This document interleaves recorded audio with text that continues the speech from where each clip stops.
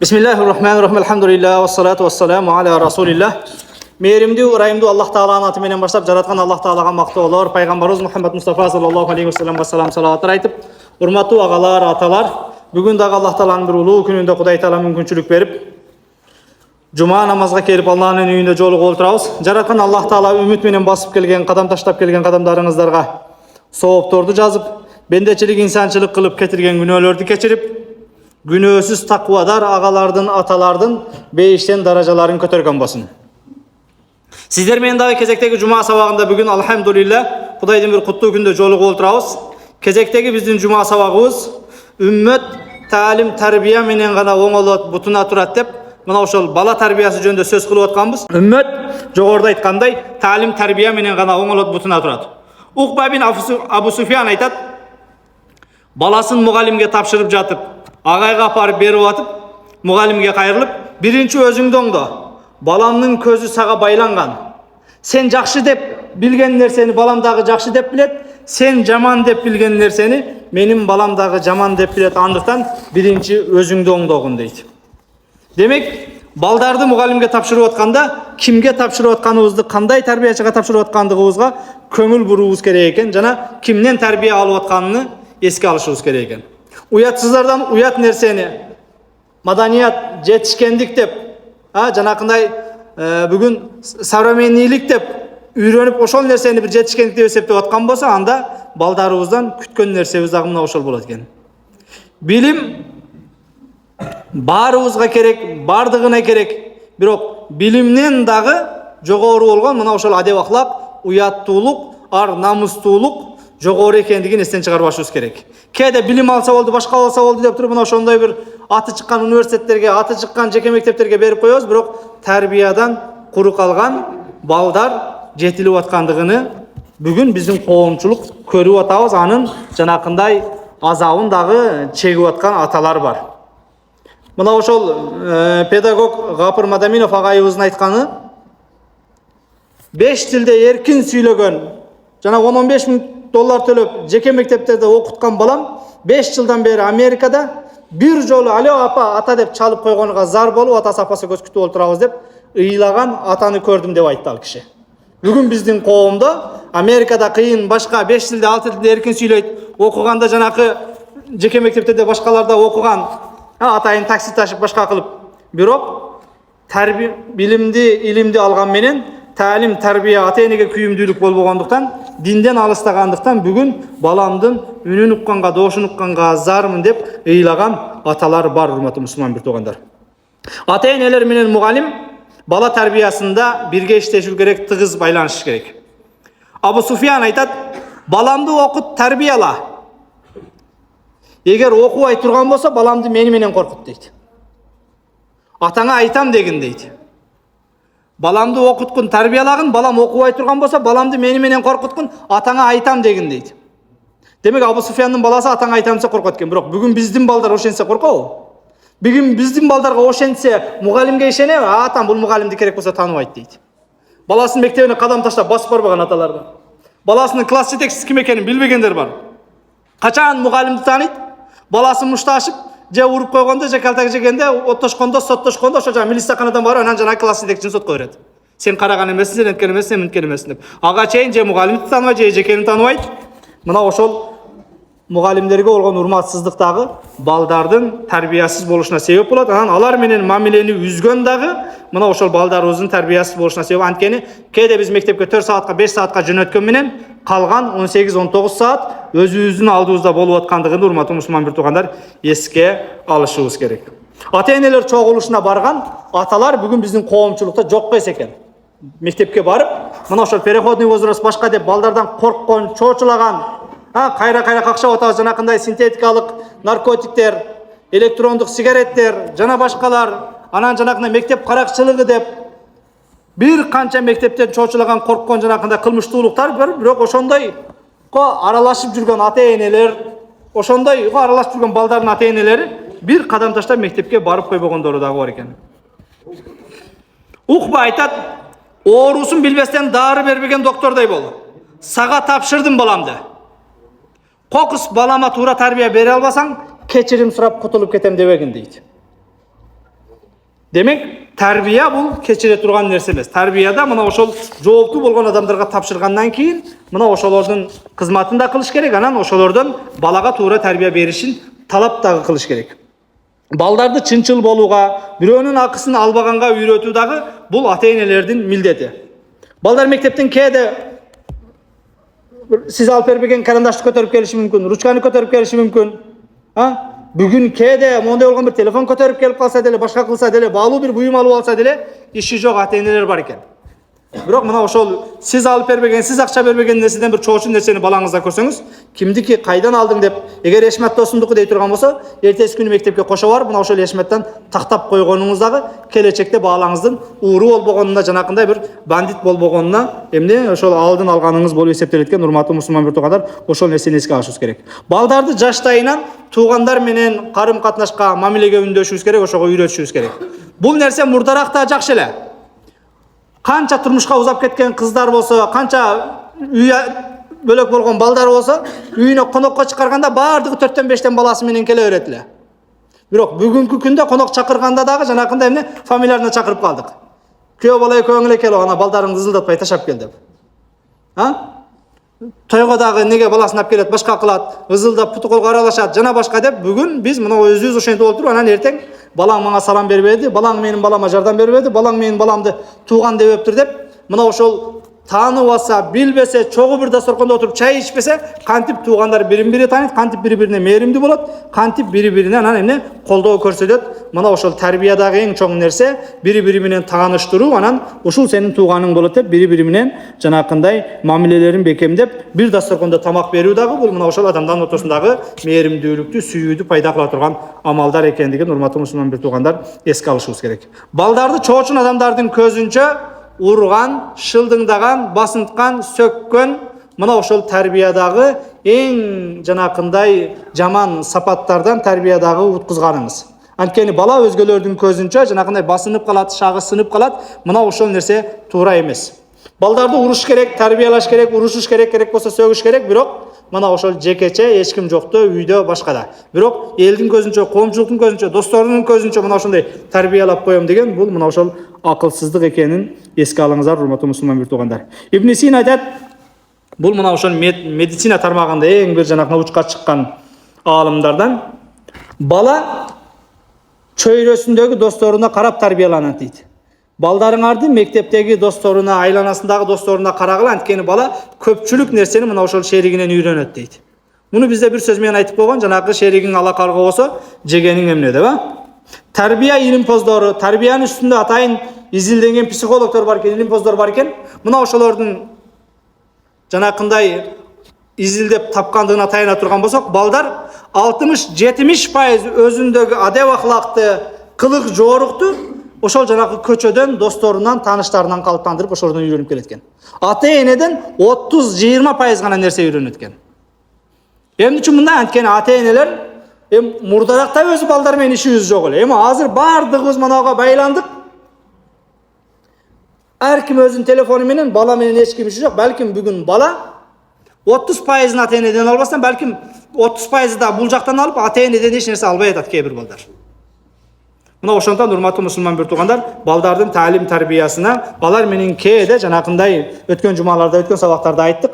7 жашка келгенде 7 жашка чейин балдарыңар менен ойногула, андан кийин достошкула, андан кийин ошол балдарыңарды адеп аклагына көңүл бургула дагы, анан 20-дан ашкандан кийин өзүңөргө кеңешчи кылып алгыла, мына ошол өзүңөргө шерик кылып алгыла деп айттык. Мына ошондон урматтуу мусулман биртуугандар, ушул нерсени эске алышыбыз керек. Биздин доордогу эң чоң, эң биринчи орунда турган көйгөй тарбиясыз балдар же тарбияда аксап аткандыгыбыз, урматтуу мусулман биртуугандар. Тарбия бардыгы мына ошол же аталык мээрим бербегенден, же аталык милдетти аткарбагандан, же болбосо динибизди билбегенден, жана башка бир себептердин айынан бүгүн биздин балдар, биздин коомдун балдары тарбиясыз экенин эске алышыбыз керек. Кереметтүү Куранда Маида сүрөсүнүн 3-аятында Аллах Таала «Аль-яума акмалту лакум динакум ва атмамту алейкум ни'мати». Бүгүн мен силерге диниңерди толук кылып бердим, силерге толук бир немат бердим. Ва радиту лакумул ислама дина, силерге ислам динин дин кылып берип, мен өзүм ыраазы болдум дейт.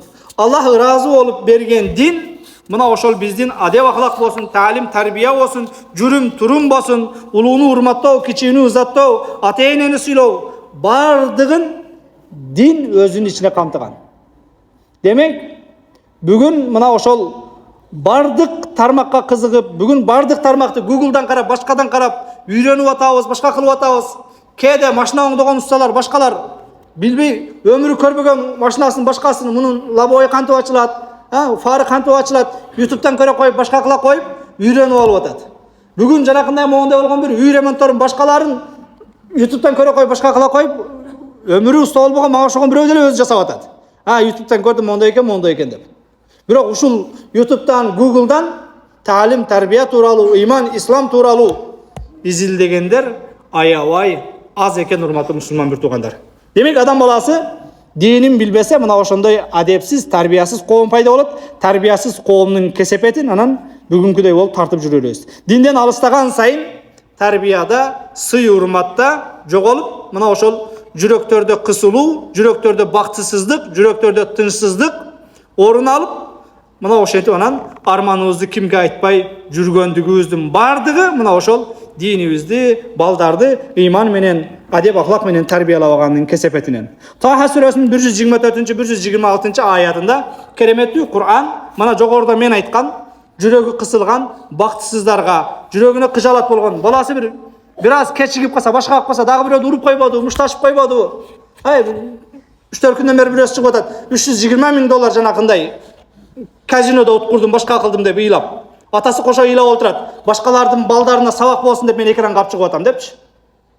Кээде бир 10 мүнөткө 15 мүнөткө балаңыз кечигип калган болсо, ошо казиного кирип кетпеди, мушташка кирип кетпеди, жана башка болбоду деп кыжалат болуп аткан болсоңуз, кереметтүү Кур'андагы сиз тууралуу мындай дейт. وَمَنْ أَعْرَضَ عَنْ ذِكْرِي فَإِنَّ لَهُ مَعِيشَةً ضَنكًا. Kim imandan, İslamdan жүз үйрө турган болсо, Аллахтын китебинен баш тарта турган болсо, فَإِنَّ لَهُ مَعِيشَةً ضَنكًا.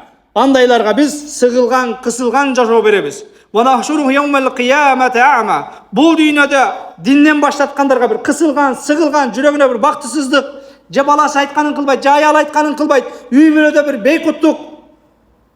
Бул дүйнөдө мындай сыгылган жашоо берген менен وَنَحْشُرُهُ يَوْمَ الْقِيَامَةِ أَعْمَى.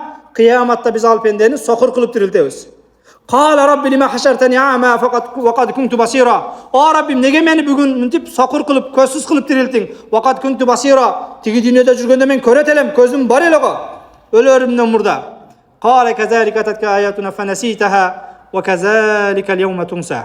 Аллах Таала айтат экен: "О пендем, ооба көзүң көрөт эле, бирок менин аяттарым келген учурда, эскертүүлөр келген учурда, фанаситаха, сен аны унуттуң. وَكَذَلِكَ الْيَوْمَ تُنْسَى. Ескертүүлөр келгенде, устаздар айтканда, дамналар айтканда, кандай диндин, ыймандын кереги жок деп унутуп баш тартып кеткен сыяктуу, бүгүн сенин көрлүгүңө мен да баш тартып кетем, көр болгон абалда кала бер. Менин тирүү кезиңде мен тараптан барган эскертүүлөрдү кандай унуткан болсоң, кандай баш тарткан болсоң, бүгүн сага көз берүүдөн мен дагы ошондой баш тартам дейт экен. Балдар ыйман менен тарбиялаганда атаны сыйлоо, анын батасы бейишке алып барарын билсе, атанын барлыгы бейиш үйүндө бейиштин бир эшигинин туткасы экендигин сезгенде бүгүн карылар үйүнө өзү унаасына салып апарып атасын калтырбайт эле. Балдарын мына ошол атасын балдарынан, аялынан үстүн койбойт эле. Пайгамбарыбыз ал-жаннату тахта aqdamul ummahat. Бейиш энелердин таманында дейт. Эгер бүгүн биздин балдар апасынын таманында бейиш экенин билсе, мына ошону үйрөнгөн болсо, анда кантип балдар апасынан жашырып, балдары менен, аялы менен акырын алып келген мөмөсүн башкасын жашырып жейт эле. Керек болсо бул дүйнөдө балдардын ийгиликке жетип, Кудай Таала тарабынан сыйлуу болуп атканы дагы, ошол кароосуз болсо дагы төрүндө отурган, тирүү жүргөн апасынын себебинен экендигин билиш керек. Ыйман менен тарбиялоо биздин эң негизги максатыбыз экендигин унутпайлы. Апалар бар, энелер бар үчүн балдар бүгүн ийгеге жетип турат. Муса пайгамбардын апасы дүйнөдөн өткөндө, Муса пайгамбар Аллах Таала менен түз сүйлөшкөн пайгамбар. Аллах Таала тарабынан ушундай бир кайрылуу болгон экен. О Муса, кунна нукримуха ли ажлиха. Биз сени мына ушул апаңдын урматына урматтайт элек, сыйлайт элек. Апалар өлгөн учурда изамататул апа өлгөн учурда назала малакун минас сама, асмандан бир периште түшөткөн дагы Yakul matat lati nukrimuka li ajriha. Biz seni urmattap sıylap жүрген zat bugün dünyadan qaytış boldu. Fa'mal li nafsika. Özün üçün emin жақсы амалдарды атқарғын. Nukrimak, biz seni sıylaşı üçün bundan ardağı sana beygül жашоо бериши üçün deydi. Apalarımыздың тирик ekendigi bizge ийгилге жетип аткандыгыбыз ошолордун тирүү экендигинен экен. Ал эми апалар дүйнөдөн өткөндөн кийин да ийгилге жетебиз десек, анда өзүбүз аракет кылып Кудайдан дуа кылып сурашыбыз керек экен. Апалардын бардыгы biz эч нерсе сурабасак дагы биз үчүн Кудай Таала тарабынан берилген бир чоң неемат экен. Мына ушул тарбияларды, мына ушундай эненин орду ушундай экенин билген балдар кантип энесин каарлар үйүнө алып барсын, кантип энесинен аялын үстүн койсун, кантип сатып келген жакшы көргөн нерсесин апасы уктагандан кийин акырын аялы менен жашынып жесин. Аттиңай, урматтуу мусулман бир туугандар, бүгүн биздин эң бир чоң көйгөй, эң биринчи көйгөйүбүз бул мына ошол балдарыбызды тарбиясыз, динсиз кылып өстүрүп аткандыгыбыздын кесепети. Энелер баланы боюнда болгон кезден баштап тарбиялай башташ керек. Аталар үйлөнөрдөн мурда тарбияга көңүл буруш керек. Бала бакчага берип атабыз. Кандай бала бакчага берип атабыз? Мына ошол нерсеге дагы өзгөчө көңүл бурушубуз керек. Балдар мына ошол 6 жашка, 7 жашка толгонго чейин бүтүндөй баланын адеп акылак кулкунун өзү калыптанып бүтөт. Тарбияда 7 жаштан кийин кеч экенин эске алышыбыз керек.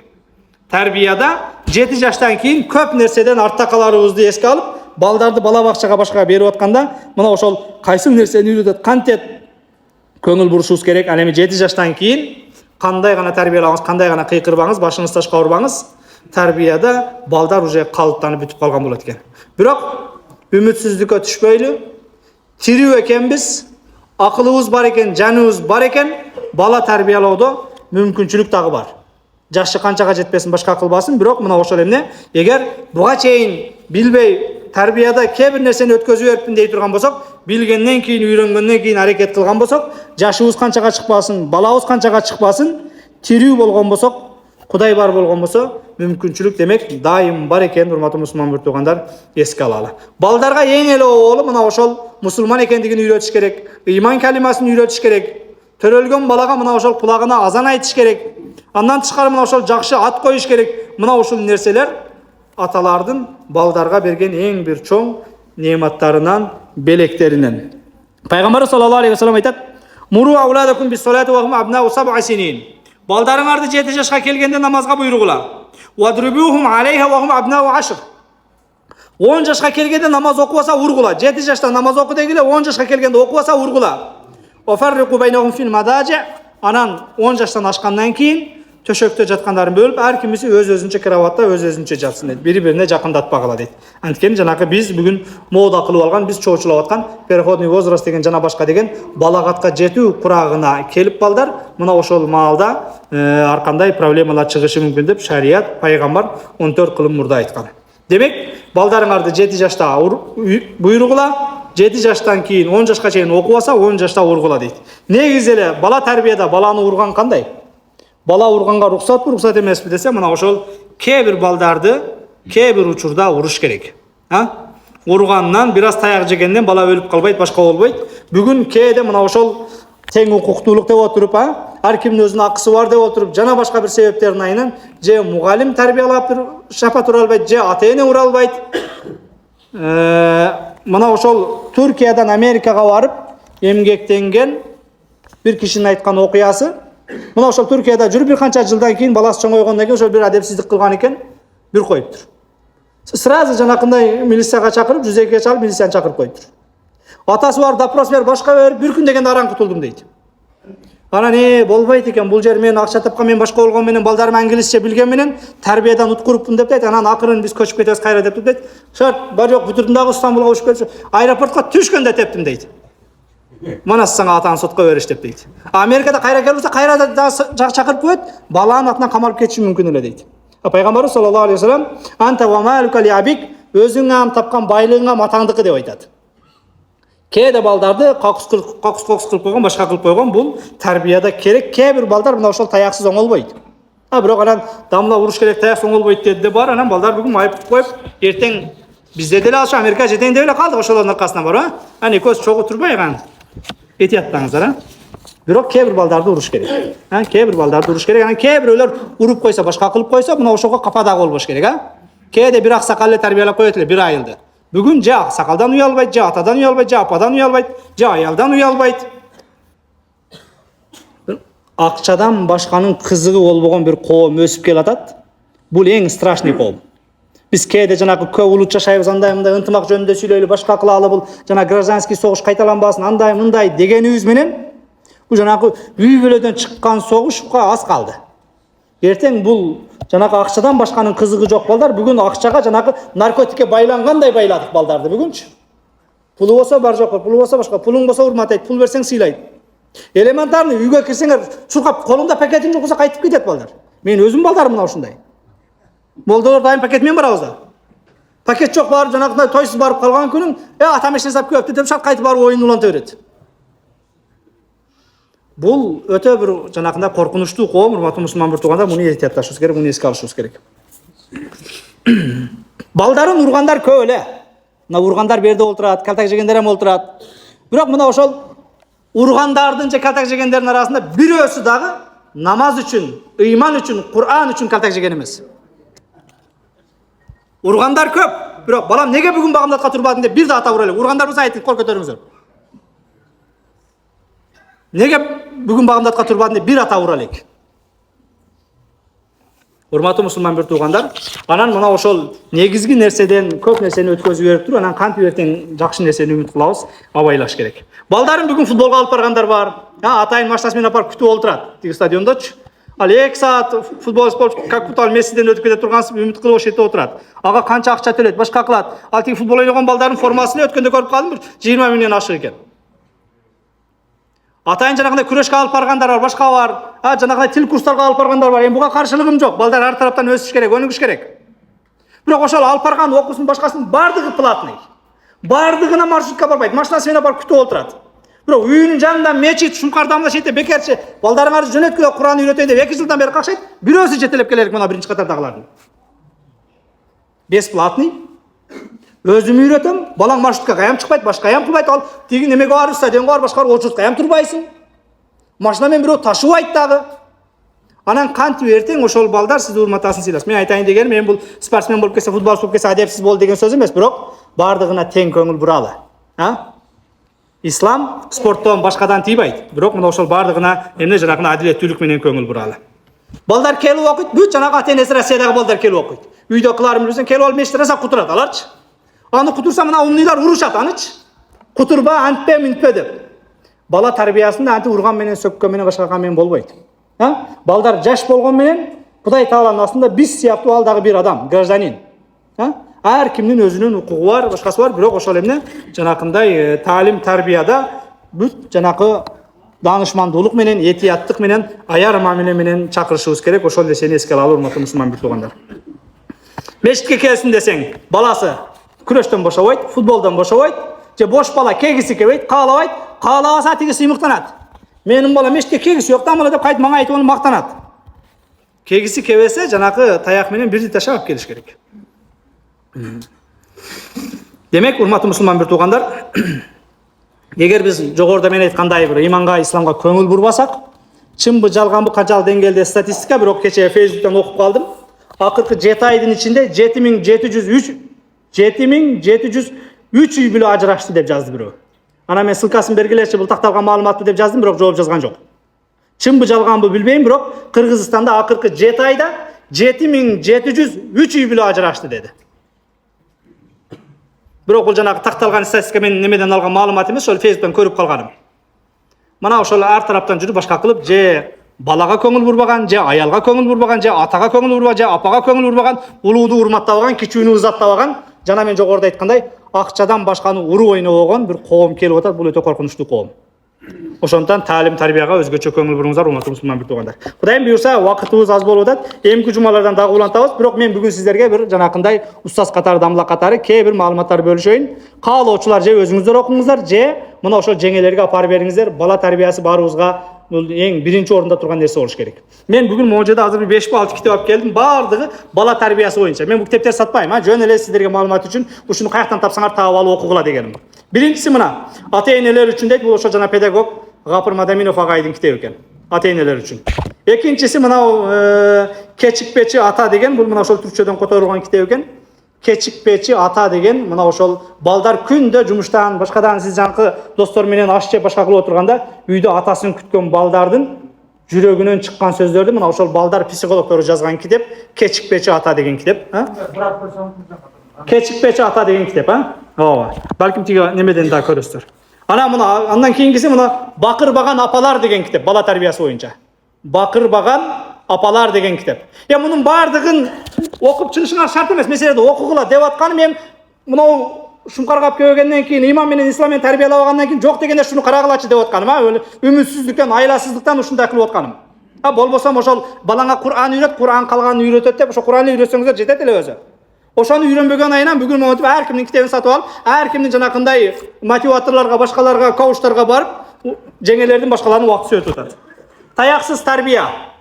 Таяксыз тарбия деген китеп. Анан баламды кантип тарбиялаймын, анан да бирөөсүн алып чыкпай калыптым. Бул жанакы 3 жаштан кийин кеч деген дагы бир китеп бар эле. Мындан тышкары дагы мына ошол өзбек болсоңуз өзбекчө, түрк болсоңуз түркчө, кыргыз болсоңуз кыргызча, анан көпчүлүгүңүздөр кыйынсыздар, орусчаны жакшы билесиздер. Орусчада бала тарбиясы боюнча китеп раса көп. Ошолордон карап, балдардын тарбиясына өзгөчө көңүл буралы. Жогоруда айттым, өтө бир коркунучтуу коом келатат. Акчадан башканы бир эмне, жанакындай бир кызыктырбаган, Кудай сактасын.